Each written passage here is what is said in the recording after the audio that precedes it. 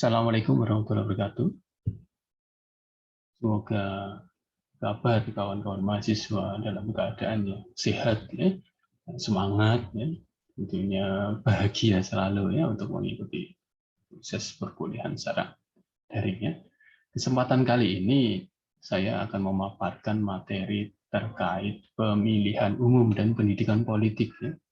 Apalagi mahasiswa yang notabene sebagai pemilih pemula ini sangat lekat sekali dengan pemilihan umum. Ya. Bahkan pemilih pemula selalu jadi target, target yang menggiurkan ya sebagai pendongkrak suara ya dari partai politik maupun calon anggota legislatif. Pemilihan umum di Indonesia ya terakhir kali dilaksanakan di tahun 2019 ya. Waktu itu masyarakat Indonesia memilih presiden dan wakil presiden ya, memilih Dewan Perwakilan Rakyat, nah, Republik Indonesia ya, kemudian Dewan Perwakilan Daerah Republik Indonesia, memilih juga Dewan Perwakilan Rakyat Daerah di tingkat provinsi, Dewan Perwakilan Rakyat Daerah di tingkat kabupaten atau ini dilaksanakan secara serentak ya. Nah, waktu itu kita datang ke TPS ya, sebagai pemilih kita dapat 5 surat suara nih ya, dan masing-masing sudah ditentukan. Surat suara ini berisi calon presiden dan wakil presiden, surat suara kedua, ketiga, keempat, dan seterusnya. Ini sudah kita lakukan secara serentak. Untuk pemilihan umum ya, di tingkat daerah, ya, sering kita sebut pemilihan kepala daerah. Ya.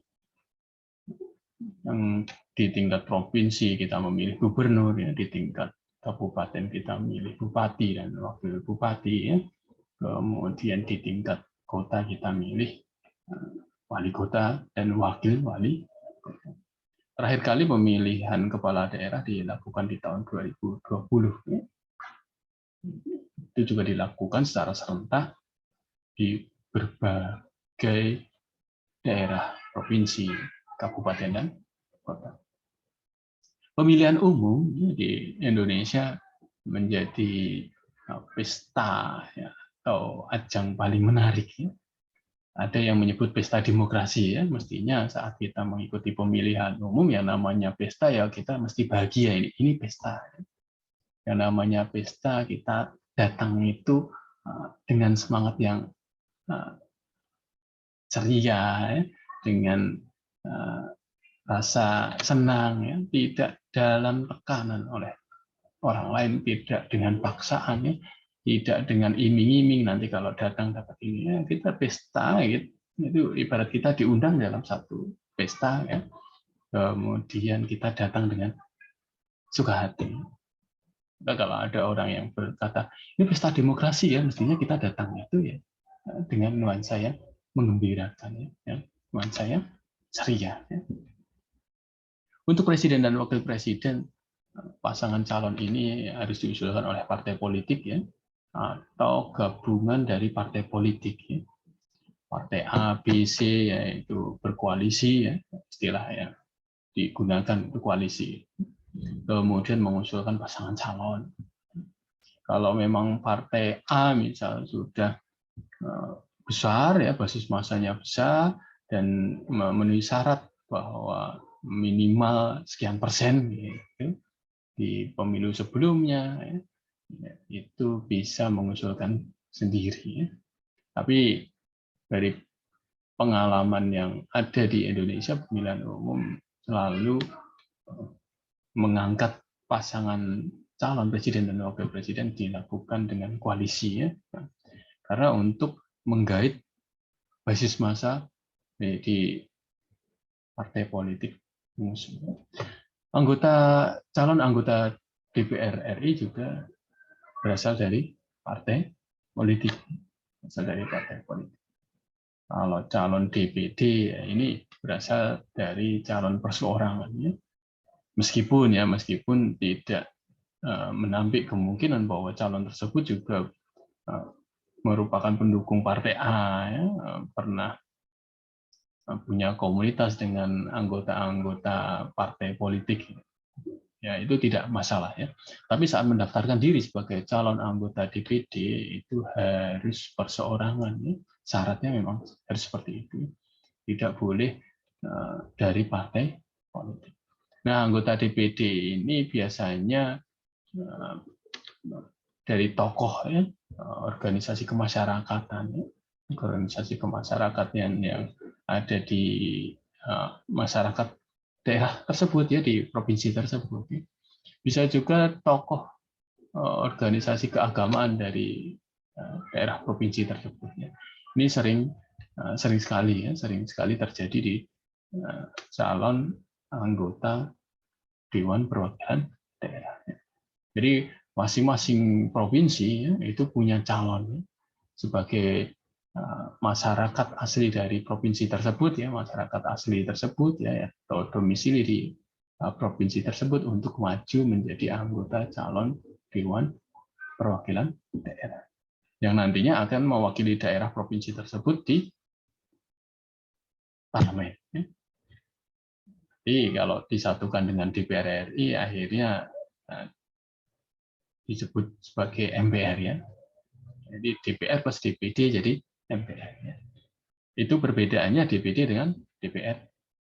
Kalau DPD dari perseorangan ya, biasanya yang bersangkutan adalah tokoh ya, organisasi keagamaan atau organisasi kemasyarakatan ya, yang populer di daerah tersebut ya, sehingga punya basis massa yang jelas ya. Untuk calon anggota DPRD ya, tingkat provinsi dan calon anggota dari DPRD tingkat kabupaten kota ini juga berasal dari partai politik.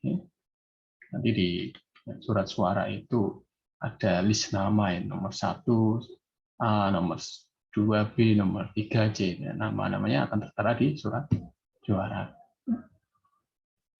Untuk pemilihan umum kepala daerah, ya, terakhir kali dilaksanakan di tahun 2020. Ya.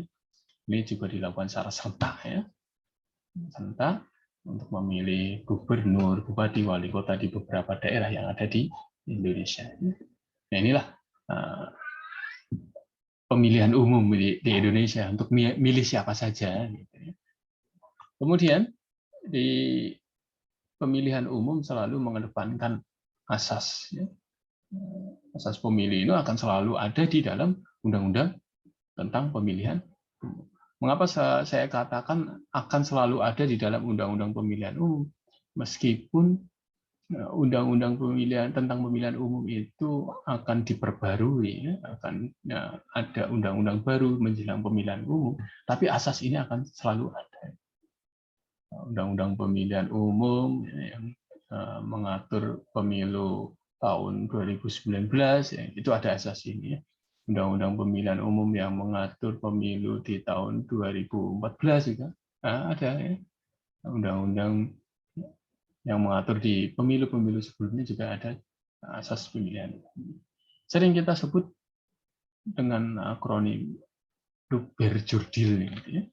Langsung, umum, bebas, rahasia, jujur dan adil. Dalam asas langsung ya, masyarakat sebagai pemilih memiliki hak untuk memilih secara langsung dalam pemilihan umum sesuai keinginan dirinya sendiri ya, tanpa perantara. Ketika saya dapat undangan untuk memilih di TPS 1 misalnya, ya yang datang itu harus saya ya, dengan menunjukkan identitas saya. Ya. Ini nama saya sesuai dengan surat undangannya, ya, NIK-nya dan lain sebagainya. Tidak boleh saya meminta adik saya atau kakak saya untuk datang ke TPS menggantikan saya untuk memilih, tidak diperkenankan karena memang asasnya langsung.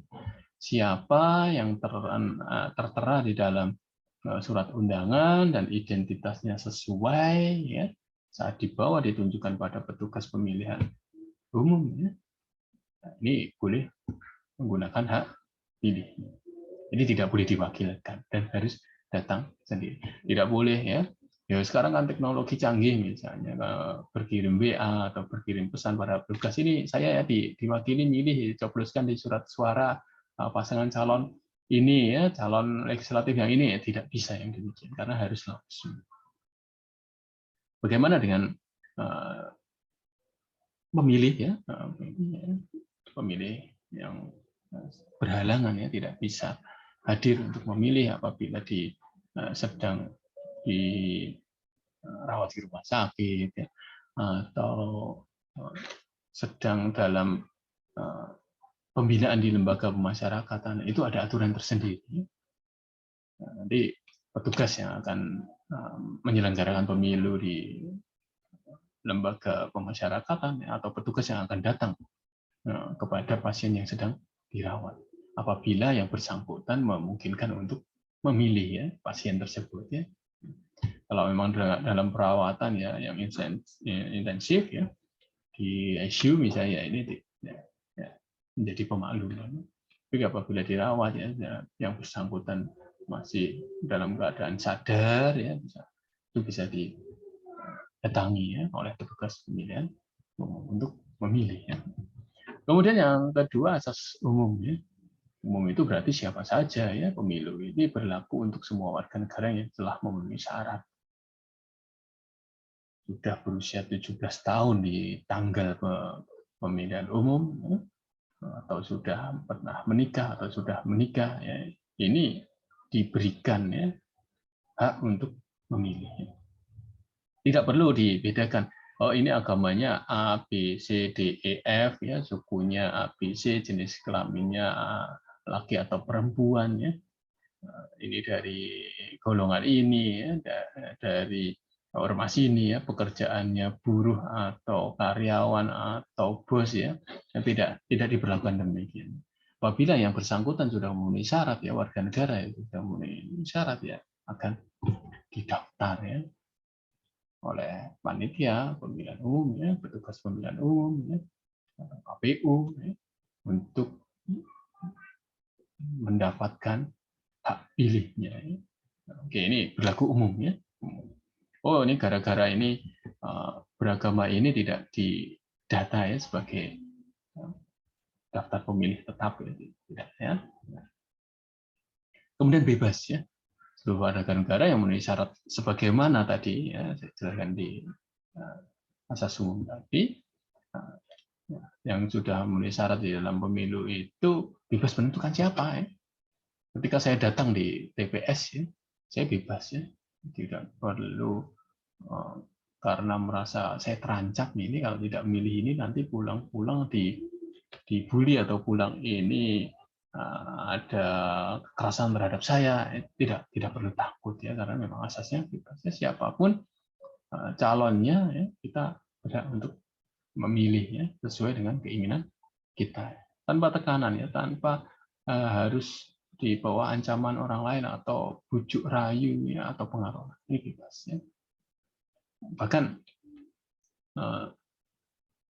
calon ya, calon anggota legislatif ya, itu saat datang ke TPS juga terserah ya, dia mau milih siapa ya. Seandainya mau milih kawannya ya silakan ya, itu bebas ya. Tidak milih dirinya sendiri pun ya silakan ya, ini namanya kebebasan ya dalam pemilihan umum.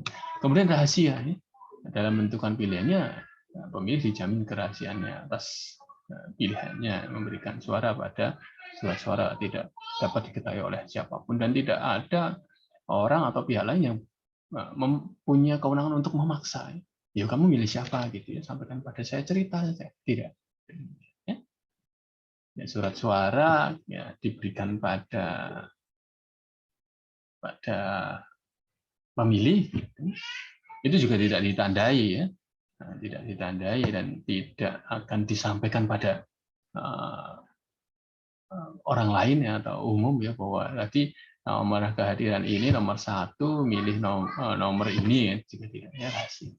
Bahkan calon presiden ya, calon wakil presiden atau calon anggota dewan perwakilan rakyat ya, yang datang ke TPS memilih pun juga dia tidak akan menunjukkan bahwa dirinya milih siapa nih. Meskipun kita tahu oh ini ya, pasangan calon presiden dan wakil presiden ya pasti memilih dirinya sendiri. Kadang masyarakat beranggapan seperti itu. Tapi juga tidak perlu ditunjukkan ini loh saya milih diri saya sendiri, ayo kita rame-rame milih saya gitu.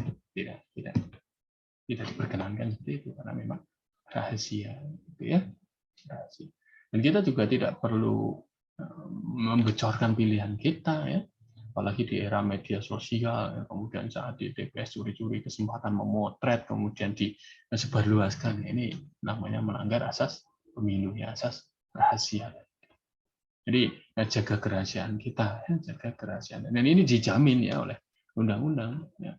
Barang siapa nanti menyebarluaskan ya bahwa si A milih si ini, si B milih ini, dari sebarluaskan, ini melanggar undang-undang pemilihan umum. Kemudian ada asas jujur dan adil. Ya, ini semua pihak yang terkait dengan pemilu harus bertindak dan juga bersikap jujur sesuai dengan peraturan yang berlaku. Tidak boleh ini karena petugas pemungutan suaranya itu mendukung pasangan calon satu, ya, kemudian jumlah suaranya diberembungkan, ya, dinaikkan, ya, karena benci sama pasangan ini, ya, benci sama calon ini, jumlah suaranya dikurangi. Kemudian ada juga nih ketidakjujuran, misal surat suara masih sisa karena ada pemilih yang tidak hadir, ya, kemudian dipilih sendiri, dicoblos sendiri, ya, dimasukkan ke kotak, ya, kemudian ikut dihitung. Ini namanya tidak jujur. Ya. Kemudian adil, ya, pelaksanaan pemilu, baik pemilih dan peserta pemilu mendapatkan perlakuan yang sama, ya, serta bebas dari kecurangan pihak manapun. Jadi diberlakukan adil, ya, pemilih itu diberlakukan adil.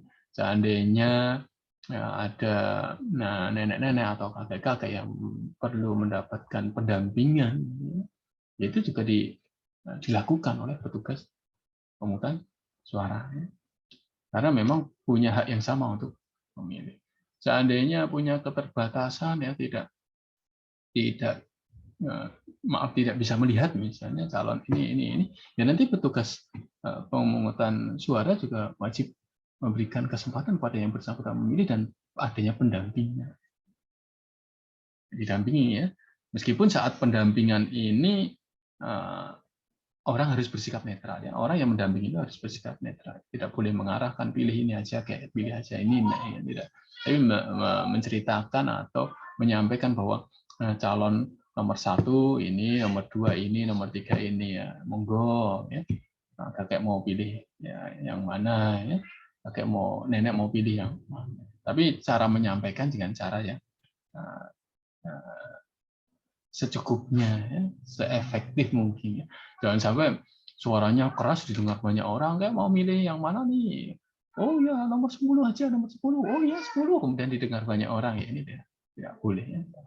Maka harus diberikan kesempatan. Ya. Seandainya ada perlakuan yang berbeda itu karena yang bersangkutan memang harus membutuhkan, ya, bantuan khusus, ya, pendampingan khusus dari petugas pemilu. Ya. Inilah asas dalam pemilu, ya, langsung, umum, bebas, rahasia, ya, jujur, kan. Kemudian di setiap pemilu pasti punya tujuan, ya. Tujuan dari pemilihan umum sendiri sebagai implementasi kedaulatan rakyat. Jadi rakyat punya kedaulatan, punya daulat, ya, untuk menentukan pilihannya. Saya itu pengen memilih ini, ya, ini implementasinya melalui pemilihan umum tadi. Ketika rakyat merasa saya punya kedaulatan tetapi tidak pernah dilibatkan, ya, dalam pemilu, ya, tidak pernah diundang karena saya dianggap berseberangan dan lain sebagainya, ini berarti kedaulatan rakyatnya dibatasi, ya, kedaulatan rakyatnya dilanggar oleh orang. Kemudian perwakilan politik, ya. Karena jumlah masyarakat atau rakyat Indonesia itu yang banyak sekali dan tidak mungkin semuanya itu berbondong-bondong jadi pemimpin, maka butuh, ya, sistem keterwakilan ini, sistem keterwakilan. Oh, melalui partai ini, ya, melalui daerah ini tadi, anggota DPD tadi, ya, daerah ini ada keterwakilannya di lembaga legislatif. Ya. Kemudian pergantian pemimpin secara konstitusional karena pemilu ini diatur, ya, dalam Undang-Undang Dasar, ya, melalui undang-undang juga, ya. Maka proses pergantiannya akan sah ya, legal secara hukum ya. Karena melalui prosedur ya, proses, syarat ya, dan lain sebagainya yang ada di dalam Undang-Undang Dasar dan Undang-Undang ya. Ini legal ya. Seandainya yang terpilih, yang jadi itu bukan calon yang kita pilih, ya itu tetap legal ya. Legal, dan kita harus mengikuti konsekuensinya ya. Bahwa siapapun yang jadi, yang terpilih sebagai pemimpin, terpilih sebagai anggota dewan, ya, itu adalah wakil kita, ya. Itu adalah pemimpin kita.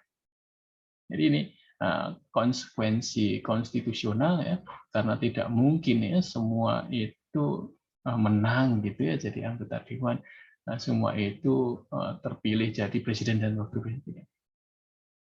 Dan ini sah ya, ini legal ya. Seandainya ada keberatan, harus dilakukan dengan cara-cara yang konstitusional, dengan cara-cara yang legal, bukan melalui cara-cara yang anarkis, ya, kemudian cara-cara militer ya, di luar negeri sana ada kudeta militer misalnya, kudeta militer, jadi mengganti pemimpin dari negara tersebut dengan kekuatan militer. Ya. Itu tidak diperkenankan ya di negara Indonesia. Karena memang pergantiannya sudah secara konstitusional legal ya. Kemudian aja legitimasi pemimpin publik. Ketika terpilih itu legitimate. Jadi dasarnya si A, si B, si C itu terpilih sebagai pemimpin ya, presiden, wakil presiden, terpilih sebagai anggota dewan itu legitimate. Karena sudah melalui prosedur ya, sudah melalui aturan ya. Dan kepemimpinannya ya, itu sudah berdasarkan peraturan perundang-undangan yang berlaku. Tidak boleh ada orang oh ini tidak sah itu menyampaikan itu. Saya tidak mau mengakui ya, karena bukan orang yang saya pilih, tidak boleh demikian. Karena sudah legitimate, siapapun yang jadi itu adalah pemimpin masyarakat Indonesia. Yang jadi pasangan calon presiden 1, yang jadi pasangan calon presiden 2 yang nggak saya itu legitimate ya. Dan semua masyarakat itu harus mengakui bahwa itu adalah presiden Indonesia, wakil presiden Indonesia, yang harus mengakui bahwa itu anggota Dewan Perwakilan Rakyat, ya, itu anggota Dewan Perwakilan Daerah, ya, legitimate. Ya.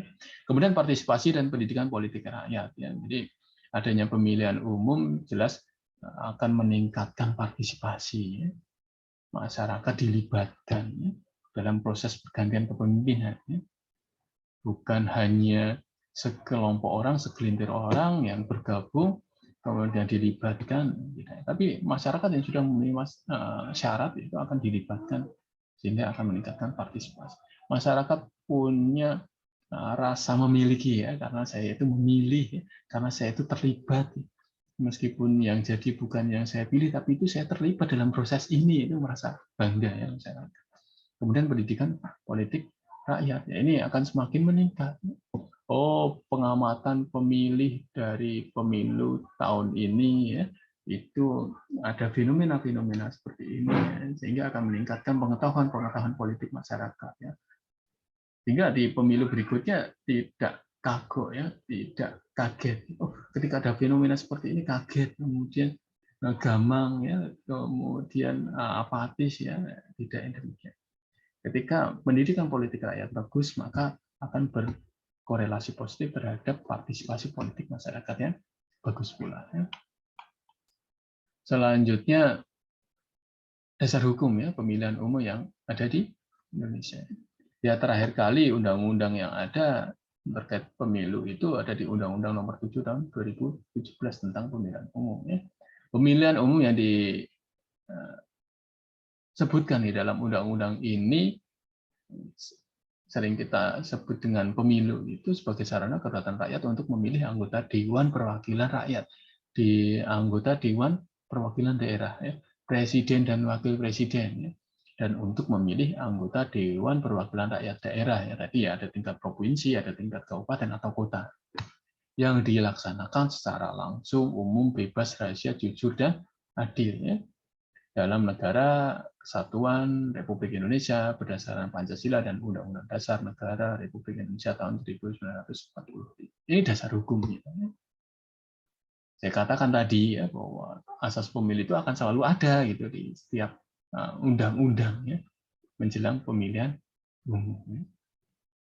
Ini sangat memungkinkan undang-undang ini nanti diperbarui lagi menjelang pemilihan umum tahun 2024 atau nanti 1 tahun sebelumnya itu biasanya akan ada undang-undang baru yang disahkan untuk mengatur pemilihan umum di tahun berikutnya ya, atau pemilihan umum berikutnya ya. Ya paling lambat biasanya di 1 tahun sebelum pemilihan umum. Ya. Nah, jelas di sini disampaikan bahwa undang-undang pemilu ini mengatur ya, terkait bagaimana prosesnya, syaratnya, ya, kemudian siapa saja yang terlibat ya di pemilihan umum DPR, DPD, Presiden dan Wakil Presiden, DPRD, provinsi, kabupaten dan ini terkait pemilihan. Terkait pemilihan kepala daerah, ya, undang-undang yang mengatur di nomor 6 tahun 2020 ini terakhir kali digunakan untuk pilkada serentak di tahun 2020. Ya.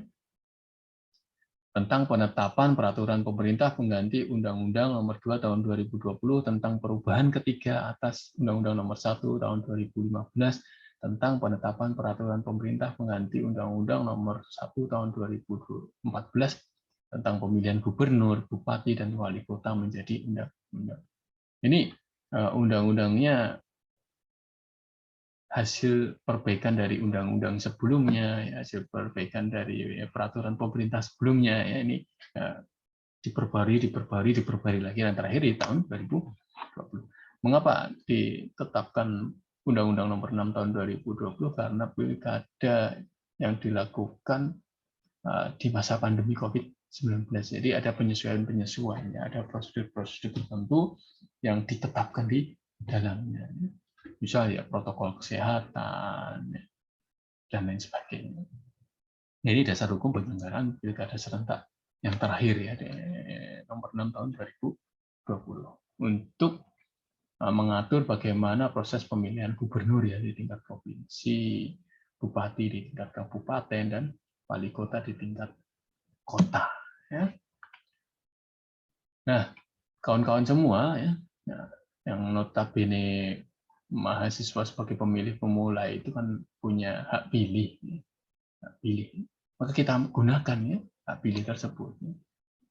Hak pilih itu akan dimiliki oleh warga negara Indonesia yang pada hari pemungutan suara sudah genap berumur 17 tahun atau lebih. Kemudian mahasiswa rata-rata 18 tahun, 19 tahun ya. Kalau umur 18-19 itu di tahun penyelenggaraan pemilu ya berarti sudah punya hak pilih atau sudah kawin ya. Ternyata umur 16 tahun karena hal yang mendesak terpaksa ya dan sudah melalui prosedur yang sah berdasarkan peraturan perundang-undangan hukum yang berlaku di Indonesia sudah melakukan perkawinan boleh ya untuk ditetapkan sebagai daftar pemilih atau sudah pernah kawin ya. Maaf misalnya di tahun sebelumnya ya saat masih berumur 16 tahun ya sudah menikah dan karena ada masalah yang sangat esensial dan harus terjadi perceraian ya. Tapi sudah pernah menikah itu juga karena sudah pernah menikah tadi ya berhak untuk memilih juga. Ini berdasarkan pasal 198 Undang-Undang Nomor 7 Tahun 2017 tentang pemilihan umum. Nah, siapa saja ini yang berhak mencalonkan diri ya? Kalau tadi hak pilih itu minimal berusia 17 tahun dan seterusnya.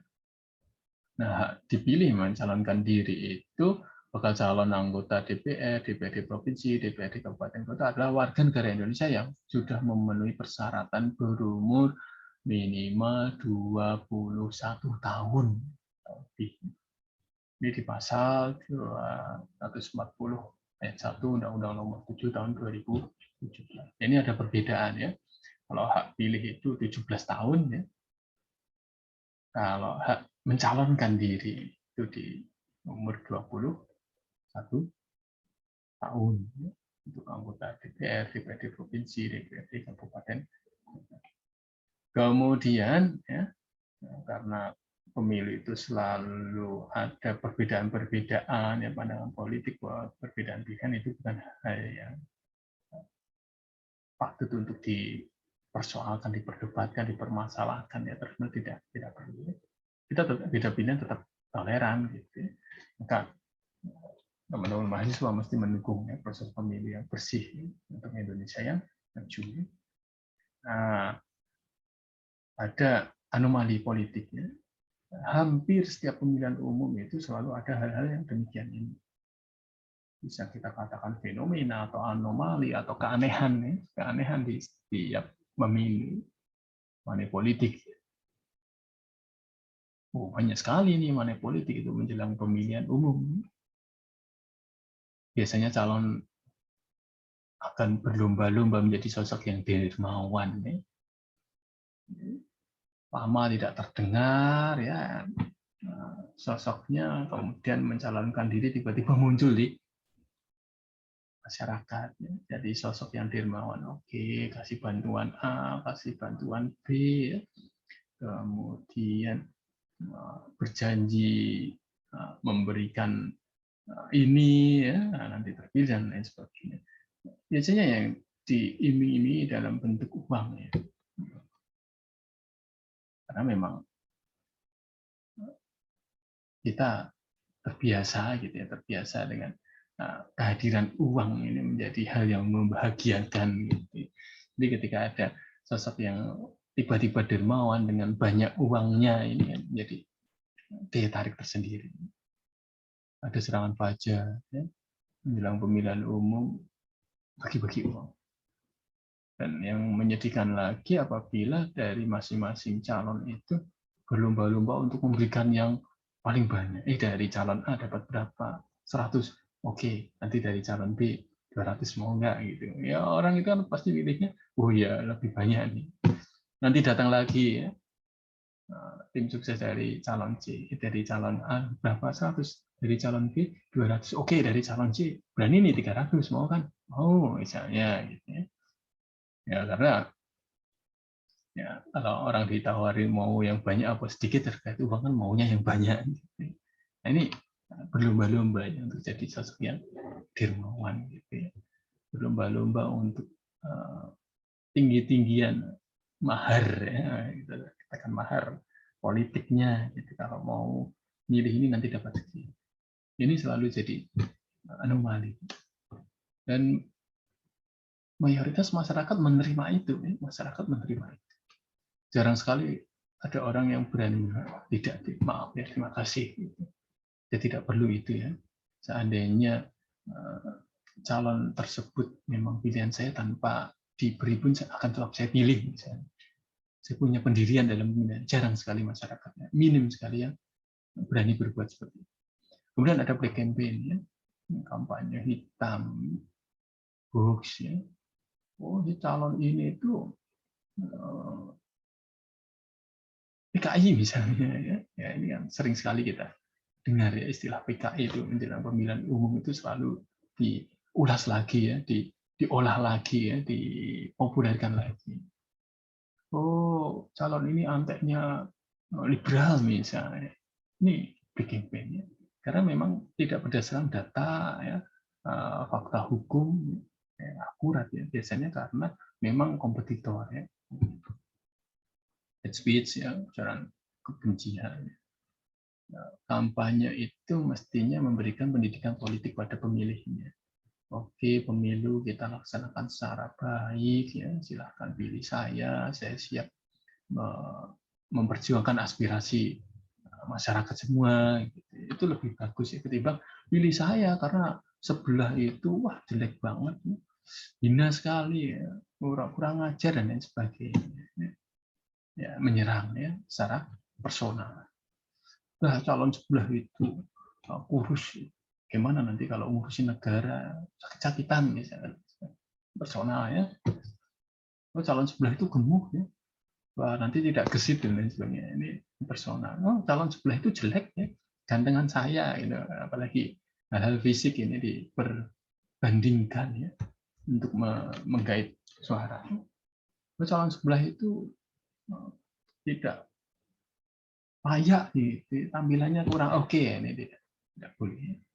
Kemudian politik identitas ya, atau polarisasi massa ini selalu terjadi di ya, sebelum atau bisa juga sesudah ya, pemilihan umum, sehingga ada gap ya, jarak pemisah ya, yang kesannya itu selalu bermusuhan baik di dunia nyata maupun di dunia maya. Di dunia nyata yang dulu pendukungnya calon A ini punya basis masanya ini gitu ya, jelas gitu. Saat dikumpulkan, oh ini identitasnya seperti ini. Oh basis massa yang ya ini calon yang satunya lagi yang ini gitu. Kalau dikumpulkan ya demonstrasi, oh bisa nampaknya seperti ini. Ini gap yang pemisah yang kesannya itu selalu berhadapan-hadapan ya, bermusuhan.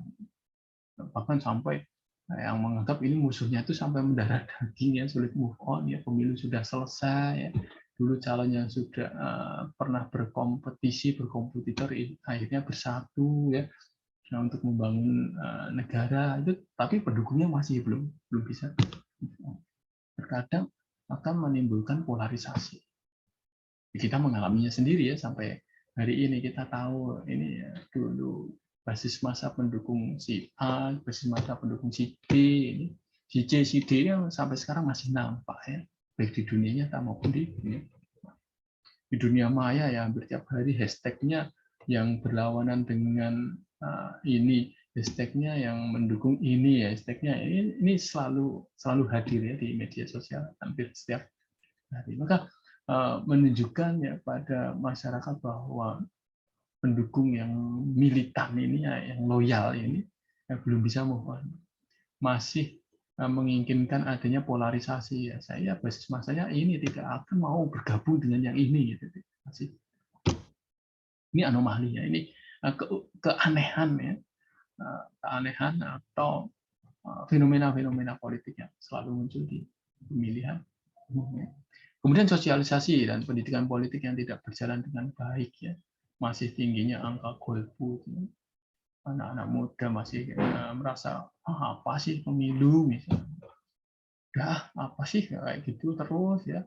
Karena apa? Karena yang dipertontonkan di media, yang dipertontonkan secara nyata ya itu musuh-musuhan tadi, maka orang merasa pemilu kok seperti ini ya, bisa juga ya. Ini jadi kurangnya pendidikan politik. Pendidikan politik tidak berjalan dengan baik.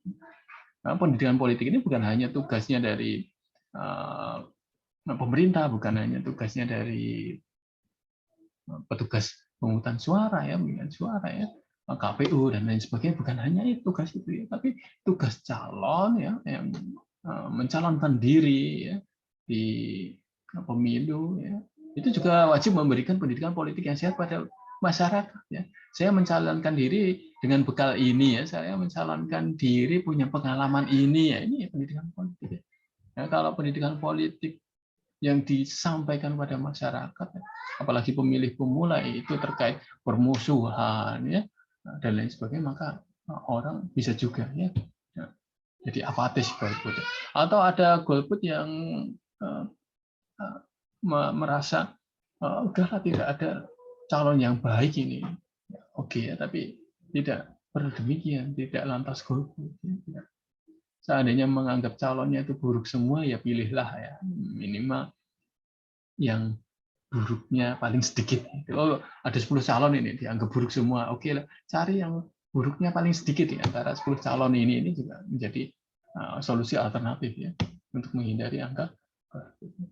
Karena memang biaya yang disiapkan untuk proses pemilihan umum ini kan besar sekali ya, besar. Kalau satu suara saja tidak digunakan berarti sudah ada berapa ratus ribu ya kerugian negara.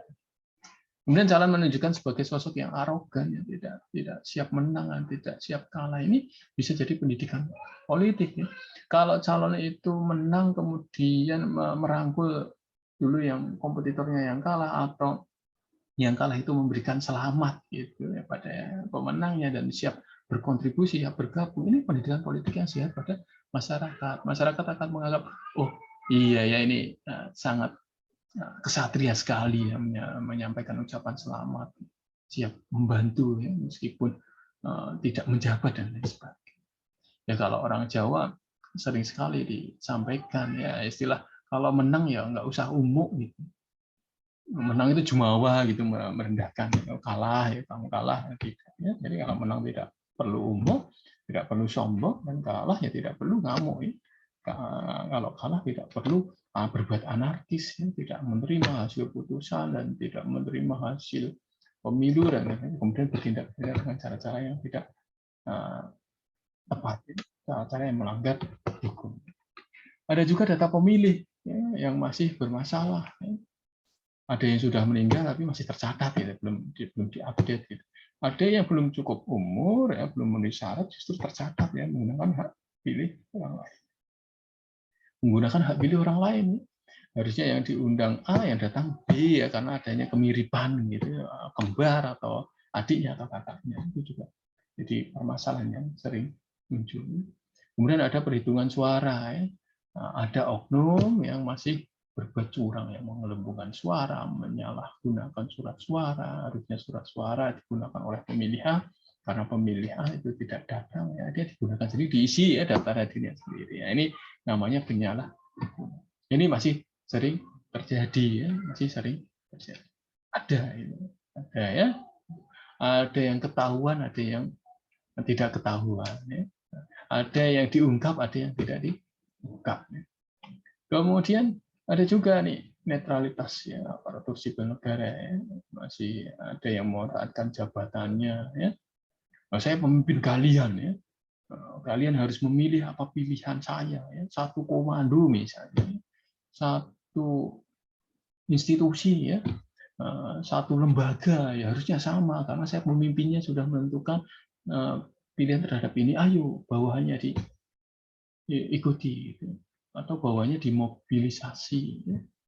Rekan kerjanya milih ini ya, karena direkturnya sudah seperti ini misalnya. Karena atasannya sudah milih ini, karena kepala bagiannya sudah ini, kepala dinasnya sudah ini ya, sekarang dimobilisasi. Ya masih ada ya, masih ada.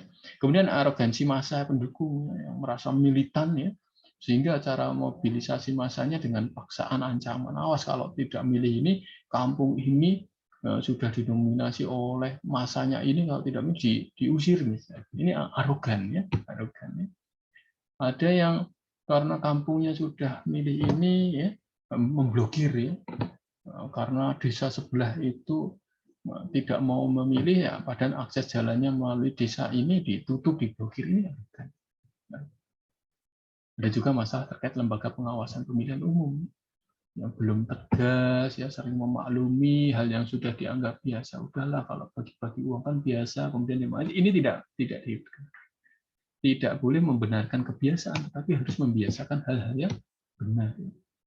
Atau sungkan untuk menegur pelaku pelanggaran pemilu. Aduh, itu yang melanggar itu sesepuh ya, yang melanggar itu pejabat ya, bos ya.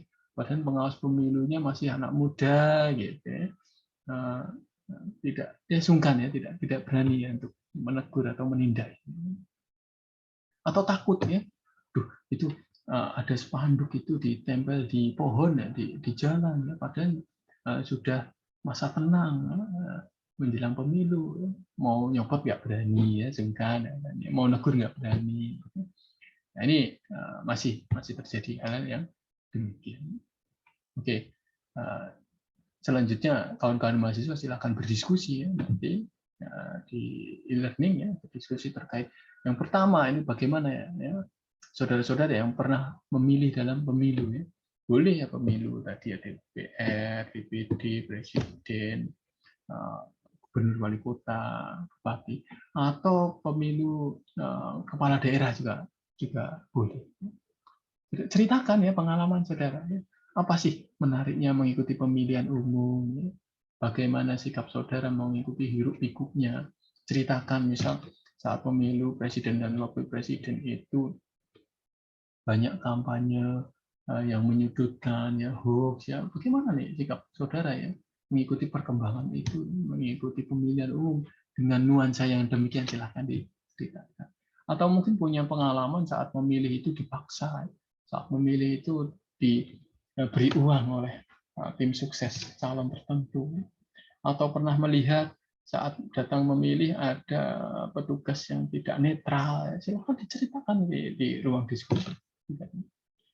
Itu bagi teman-teman yang pernah memilih. Bagi teman-teman yang belum pernah memilih, apa sih yang akan saudara siapkan pada pemilu berikutnya supaya mampu berpartisipasi dalam pemilihan umum?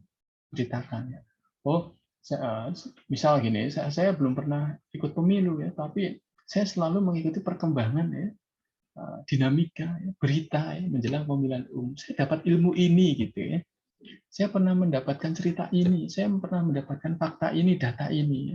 Kita ceritakan saja di ruang diskusi, sehingga kita punya cara ya untuk mencegah kecurangan ya dalam pemilu.